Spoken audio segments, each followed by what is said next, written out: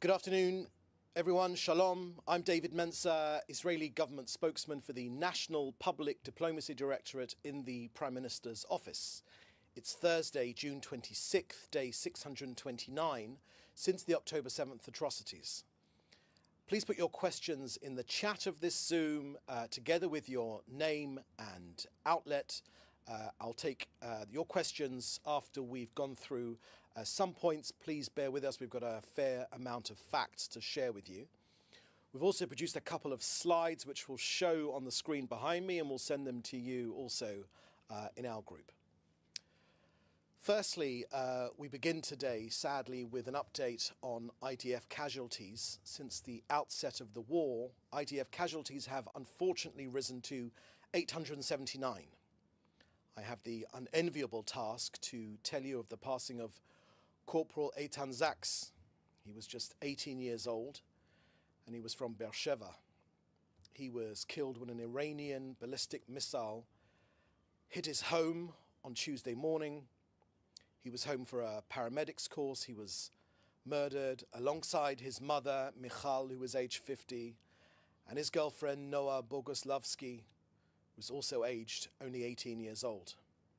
Their neighbor, Noami Shanan, who was 73 years old, was also killed in that Iranian ballistic missile attack on their apartment block in Beersheba. And yesterday, Israel awoke to tragic news of these soldiers who fell in defense of our homeland. Sergeant Shachar Manuav was 21 years old and from Ashkelon. Staff Sergeant Niv Radia was 20 and from Eliachin. Sergeant Mayan Baruch Perlstein was 20 years old and from Eshchar.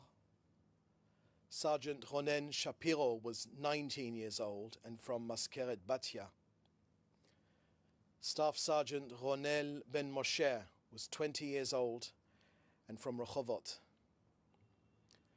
Lieutenant Matan Shai Yashinovsky was 21 years old and from Kfar Yona, and Sergeant Alon Davidov was just 21 years old and from Kiryat Yam. He was a medic. All of these 7 men were laid to rest yesterday, and today they were killed when an IED, an improvised explosive device, was attached to their armored personnel carrier. On the release of this news to their families, the Prime Minister said that this was indeed extremely difficult news for the people of Israel. He said that together with all the citizens of Israel, we mourn and we are pained over the fall of our 7 young boys of blessed memory. He said our heroic fighters fell in battle to defeat Hamas and for the release of our hostages in southern Gaza. He said that on behalf of himself and the citizens of Israel. The Prime Minister said that he sent heartfelt condolences to the families that have lost what is dearest to them, and we all share in the unbearable sorrow at this difficult, unbearable time.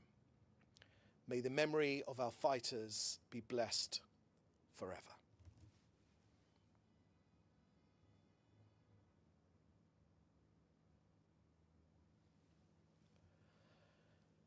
Next, I want to share with you the latest information we have of the 12-day Operation Rising Lion. I'll be sharing some facts and figures with you in a moment, but I just want to say a couple of things just before that. Israel certainly knows this was a historic victory for this country, which will stand for generations. We removed 2 existential threats. Number 1, the threat of annihilation by nuclear weapons, and the threat of annihilation by 20,000 ballistic missiles. This is a victory for Israel, but it's also a victory for every freedom-loving country in the world. Had Israel not acted, Israel would have soon faced the danger of annihilation. That is what Iran's leaders promised us. When they say it, we believe it. Now, in one strike, in one blow, Israel eliminated Iran's senior command, including 3 chief of staff and many other senior officers. In those same moments, Israel eliminated Iran's leading nuclear scientists, those who held knowledge, who led the evil nuclear program and sought to use it to bring upon us destruction and death. We destroyed the main enrichment facility in Natanz, the uranium conversion plant in Isfahan, and the heavy water installation in Arak. And of course, our friend, President Donald J. Trump, stood alongside this country, alongside our Prime Minister, in an unprecedented manner. On his order, the US military destroyed the enrichment facility deep underground at Fordo. We attacked dozens of installations of Iranian nuclear program, including laboratories and factories for producing centrifuges. Israel struck the entire nuclear archive, Iran's combined knowledge for producing atomic bombs.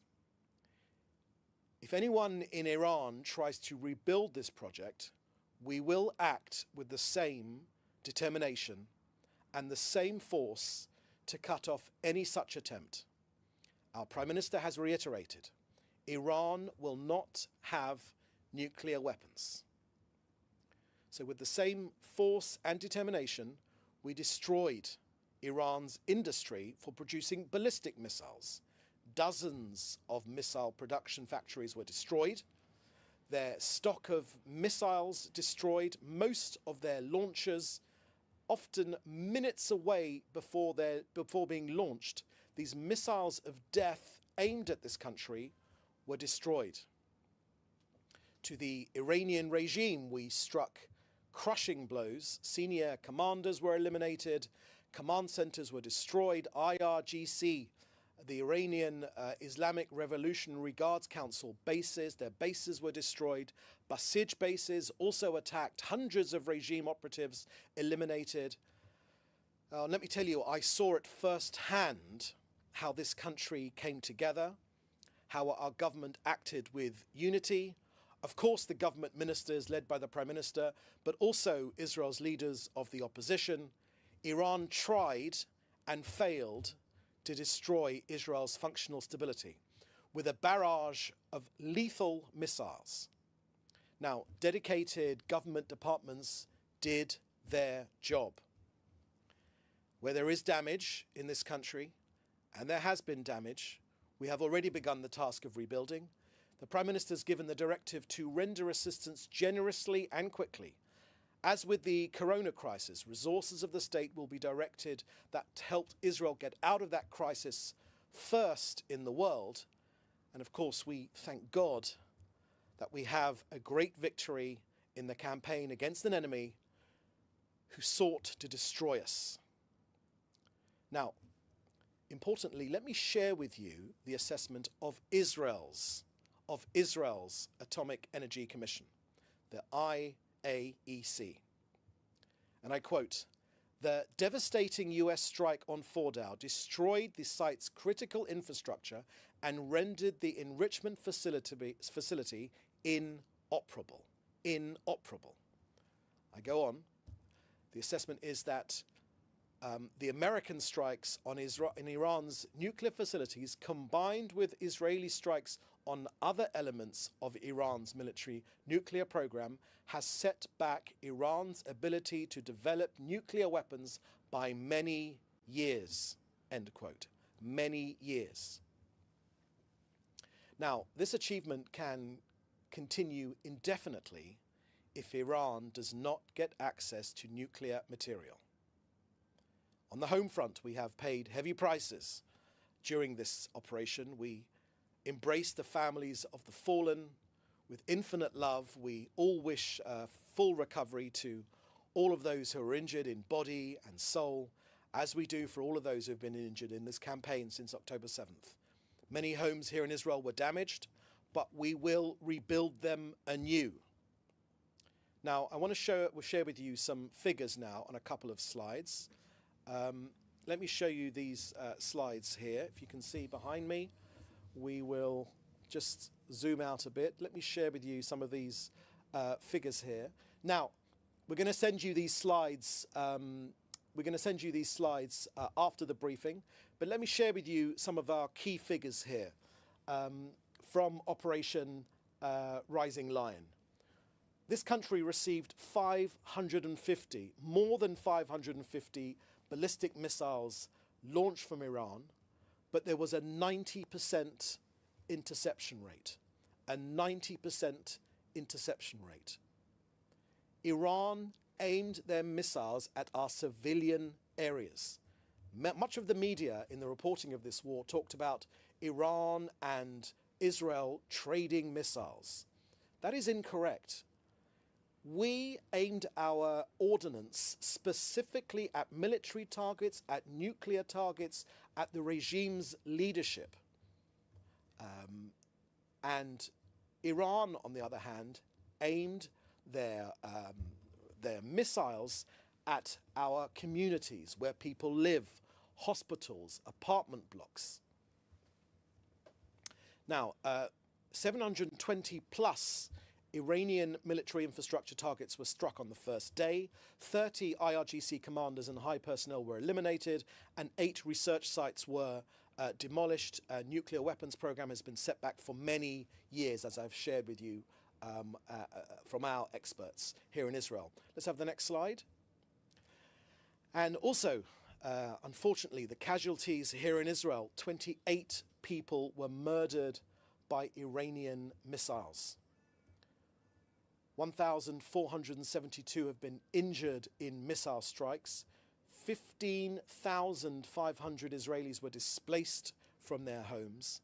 And there's been damage and there have been claims for 41,000. There have been 41,000 claims to our tax authority for compensation because of these strikes. And as you know, as it has been reported, there have been missiles which were fired, which our defensive systems were not able to hit, although 90%, which is a phenomenal figure, thank God, were shot out of the sky. But still, missiles hit Tel Aviv, Beersheba, Haifa, Bat Yam, and a couple of other places as well. So as I mentioned to you, I will share with you those slides and those figures after this briefing. But let me continue with this briefing and then we'll get to your questions.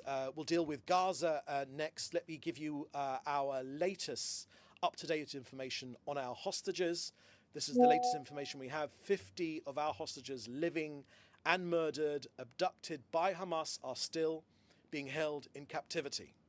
We believe 20, at least 20, perhaps more, are alive. 20 of them are alive. For 629 days now they've been held by this Hamas terrorist organization. Our efforts to return them are ongoing on the battlefield and, of course, via negotiations in coordination with the United States and mediating countries. Let me give you our further figures as well, because 205 people have been returned or were retrieved from Gaza, 148 alive, and 57 have been killed, unfortunately. And a reminder that Israel has accepted the Witkoff updated framework. Israel has accepted that framework. And of course, as I've told you before, Hamas has again rejected the American envoy's proposal. Next, let me deal with the ongoing aid going into Gaza. COGAT, the organization which coordinates aid going into Gaza, confirmed that yesterday 2,000 units of blood entered Gaza. These are for the Nasser hospital in southern Gaza. Truckloads of medical supplies and emergency and chronic care medicines have also entered Gaza to support medical services. Israel facilitates medical and humanitarian aid to get into Gaza. And I can share with you also that on Monday and Tuesday, 150 humanitarian aid trucks carrying food, including baby food and formula and medical supplies and medications, were all transferred to the northern Gaza Strip via the Zikim crossing and also to southern Gaza through Kerem Shalom. And those crossings were made over those 2 days. Our objective, of course, is to get humanitarian aid into Gaza, to get it directly through to facilitate it so that the Gaza Humanitarian Foundation can get it directly to the civilian population without being used by Hamas. They wish to capture the aid, they extort their own people, aid which should be given to Gazans for free. They charge them extortionate prices. They enrich themselves, Hamas, and they use that money to pay for more terror attacks. And finally, I can share with you that in a joint statement by the Prime Minister and the Defence Minister, they said that there was information received, and this was just at midnight, so this morning and last night, about Hamas once again seizing control of humanitarian aid which entered northern Gaza, stealing it from civilians. So the Prime Minister and the Defence Minister have instructed the IDF to present within the next 48 hours an action plan to prevent Hamas from taking control of this aid. Okay, that's the end of our briefing here today. We'll now take your questions. I can see one question or a couple of questions in the chat, and I will take your questions. Remember to please put your name and your news outlet, and I'll take your questions. First question I can see here is from Canada, from David Clement from the News Forum. And your question is, Ali Khamenei gave his first public statement since the ceasefire, declaring that Iran achieved victory over Israel. What is the Prime Minister's office response to this claim? Thank you for that question, David. As a student of history, I can tell you that every single war that Israel has faced, and every time that Israel has been victorious, the defeated the country which has been defeated, or the terrorist force which has been defeated, whether it has been in 1967 or 1948 or 1973, that state always claims a glorious victory. So that is nothing unusual. The simple facts speak for themselves. We had two objectives in our Iranian operation. No one could have pulled this off but our Prime Minister, together in partnership with his close friend, the best friend this country has ever had in the White House, President Trump. Our Prime Minister, and he shared with me that this was wisdom which was passed down from his father, who said to him, who advised him, that when it came to the Iranian threat, we had to look the threat squarely in the eyes, realistically assess the threat, and when the chances of achieving our objectives were at least reasonable, to go ahead fearlessly and cautiously but directly to address that threat. And that is precisely what this country has done under the leadership of the Prime Minister. Iran's nuclear ambitions have been set back for many years. Many years. That is our assessment. That is the intelligence assessment in the States as well. That is the intelligence assessment of President Trump, for whom we thank for their partnership. And of course, their ballistic missile, their launchers, we've destroyed most of them. And also their ballistic missile program is in tatters. It is in tatters. And let's not forget that that ballistic missile program, you know, we are in the neighborhood, so they went for us first, but they're after you as well in the broader Western world, in Eastern Europe, in Central Europe, in Northern Europe, and of course in the USA. For a very short amount of time, these ballistic missiles, and that's what Iran was planning, were aimed at you as well. So Israel, I think, as the Chancellor of Germany said, we did the world's dirty job. We did it. We have been successful. Thank God we have been successful due to the phenomenal bravery of our pilots, of our IDF, of our security services, of our Mossad, and this government coming together, and the support which this government received from opposition members of Knesset as well. From left to right, there was overwhelming consensus that this was the right thing to do. This was the time to do it. And of course, we know that Iran was behind October 7th. Iran was behind October 7th. Hamas is a Iranian proxy. Hezbollah, which we've degraded massively, is an Iranian proxy. The Houthis are an Iranian proxy. The Iraqi militias are an Iranian proxy. All of this was designed by Iran to put a ring of fire around us, and one by one by one, we have taken these enemies down. The Prime Minister said just a couple of days after October the 7th that we will change the face of the Middle East. The Prime Minister and the President have talked about peace through strength. The Prime Minister talks about getting strength first, which will lead to peace. All of us here in Israel, the Prime Minister, led by the Prime Minister, have our eyes very firmly focused on the Abraham Accords and extending the Abraham Accords. Okay, next question from David Clement from Canada. A US intelligence assessment was leaked and said that the US bombing campaign did not destroy Iran centrifuges. Will Israel release the assessment on the damage? Thank you. I shared with you, David, in this briefing, the assessment from Israel's atomic agency. And I read it out to you, and I think the words which I shared with you, which you can actually get from the Prime Minister's Twitter feed because he shared them as well, were pretty comprehensive, that we have set back Iran's nuclear program by years. And as the President Trump has made clear that there's no need for a nuclear deal because there is no nuclear program anymore, and that will continue to be the case as long as Iran doesn't get hold of nuclear materials. Okay, next question from Matthew Doran from ABC Australia. Has Israel suspended aid deliveries entering Gaza? And if so, why? How does Israel respond to allegations that it's not sending enough items such as baby formula into the Strip?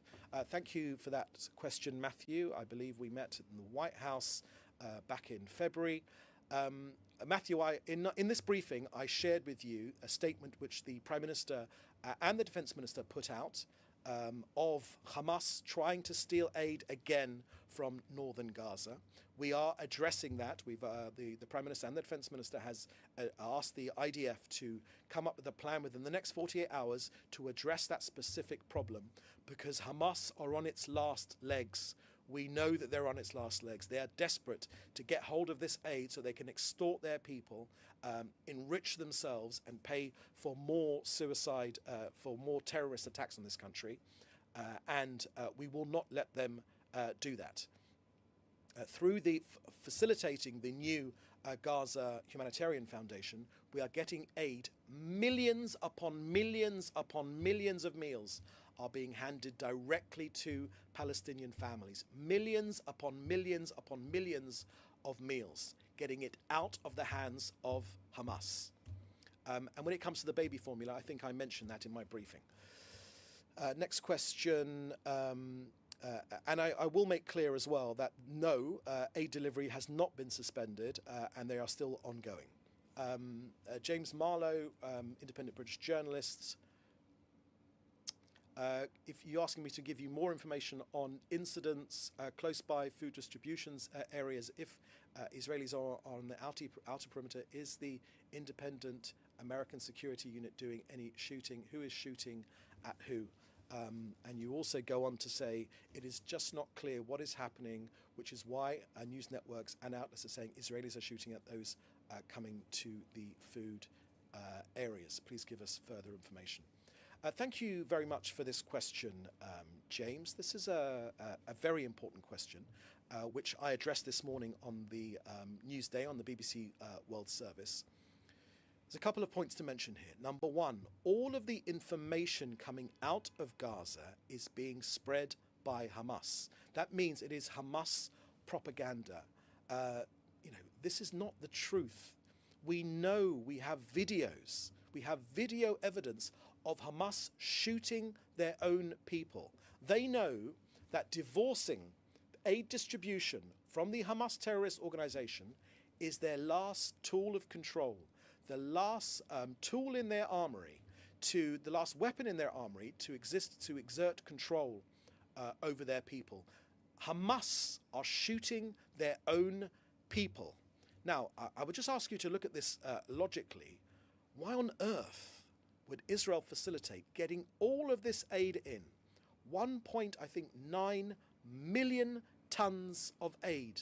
1.9 million tons of aid which have gone into Gaza, facilitated by Israel, if Israel was doing these sorts of things which we've been accused of. I will say this to journalists, and I say this respectfully to journalists. As we push Hamas further to the edge of control, further and further and further, they will come up with more exaggerated claims they will come up with more outrageous claims against this country. Of course, Israel does not fire at civilians. Of course. And it is simply untrue for news outlets to just repeat Hamas propaganda. All of the figures are coming from Hamas. Now, sometimes I'm asked, yes, but this is evidence which has come from doctors or medics. I'll say this again very, very clearly. If you were a doctor in Gaza, it would be crystal clear to you that the way to end this war was for Hamas to lay down its arms and release our hostages. So all of these quotes which have come out from doctors, they are cleared by Hamas. And any doctor that says anything critical about Hamas, they will no longer be alive. There is much footage of Hamas killing its own people. They are trying to sow this panic. They don't want this Gaza Humanitarian Foundation to succeed, but it is succeeding, and it will succeed because it's key to ending this war and ending Hamas's control over Gaza. Okay, next question here is from Washington Post, Leo Soroka. Has Israel stopped the aid entry of truck aid into Gaza? What's the evidence on which Netanyahu and Katz are basing their claims that Hamas is stealing aid? Lior, thank you for that question. You know, there is so much evidence, and I'm surprised that all these months into this war, you still asking for evidence of Hamas stealing the aid. There was one particular incident which the Prime Minister and the Defence Minister shared this around midnight last night. They put out a statement of Hamas stealing this aid. So that's why we are the army has been asked to come up with a plan in the statement which the Prime Minister put out this morning, which you can read for yourself. And it is well known, even within United Nations reports, of Hamas stealing aid. Of course, that's their source of income to a large extent. You know, once we are divorcing these two things, Hamas, the terrorist organization, and aid distribution. Okay, next. And of course, aid still goes in from the south. Next question from Leo Soroka. Is Israel planning to send a delegation to Cairo for indirect talks with Hamas over a deal for a ceasefire in Gaza? Thank you for that question, Lior. I haven't got anything to add to that question apart from what I said in my briefing, which is Israel has agreed to the Witkoff proposal and is prepared to enter negotiations. But when we have something more to share with you on that, including our negotiators going to different places to try and secure the release of our hostages, I will share it with you. But that said, the Prime Minister has confirmed we are interested in we want our hostages home, and we are prepared to do that on the battlefield and through negotiations. Okay, is that the last question? That looks like the last question. Okay, my friends, thank you for joining us today. Please do stay safe. I will send the figures which were behind me on the screen behind me in the group to give you some of those details. In the meantime, you can contact us for interviews or for any other information, and if we can help, we certainly will. In the meantime, do please stay safe, and we'll see you next time. Thank you. Bye-bye.